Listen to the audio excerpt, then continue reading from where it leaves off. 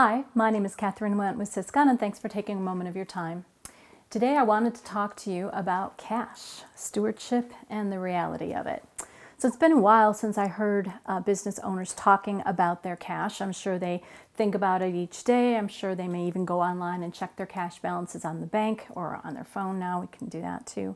It's certainly important. Our cash balance is certainly important, but it's only one of several numbers that we really need to know and be monitoring to be sure that we're gauging the health of our company. And in construction, a couple of the other numbers, there are several, but here are a couple hot ones here. The cost to complete on your current jobs, your line of credit balance, and how much do you have remaining to draw on it. And of course, your backlog of work. So those are some other really important numbers.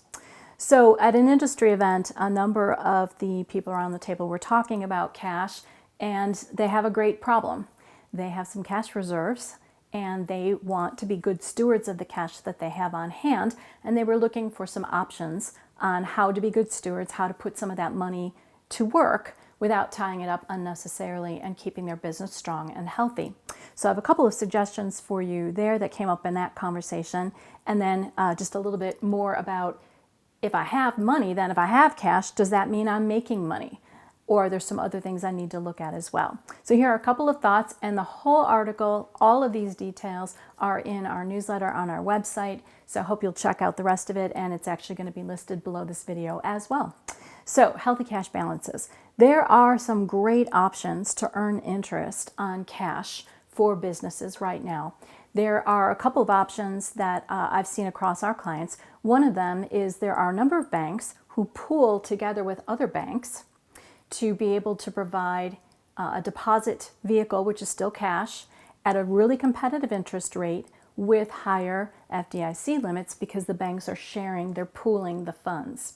There's another group that does something similar. You can only get to them through a broker relationship, but they also have very competitive rates and higher FDIC insurance limits. So that would allow you to keep it liquid, cash, earn some good interest rates on it, and keep it insured. So those would be some things to check out there.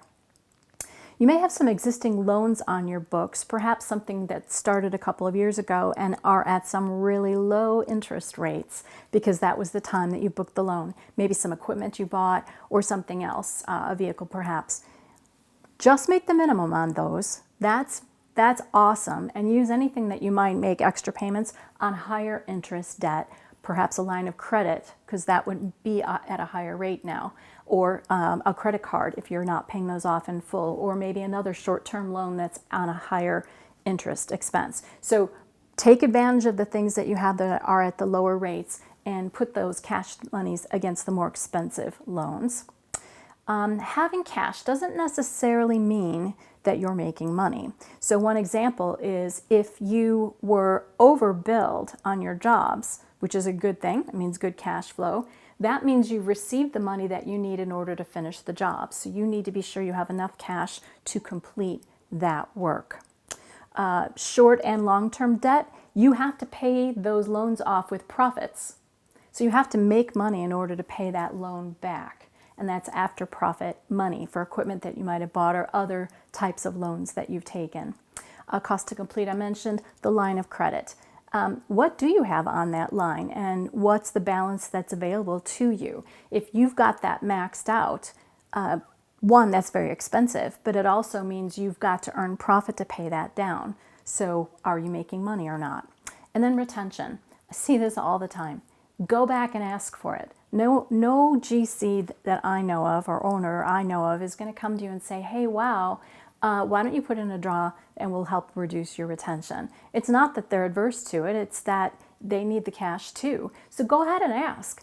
Put in a draw request for it. Pick up the phone and call and ask if you can get the reduction.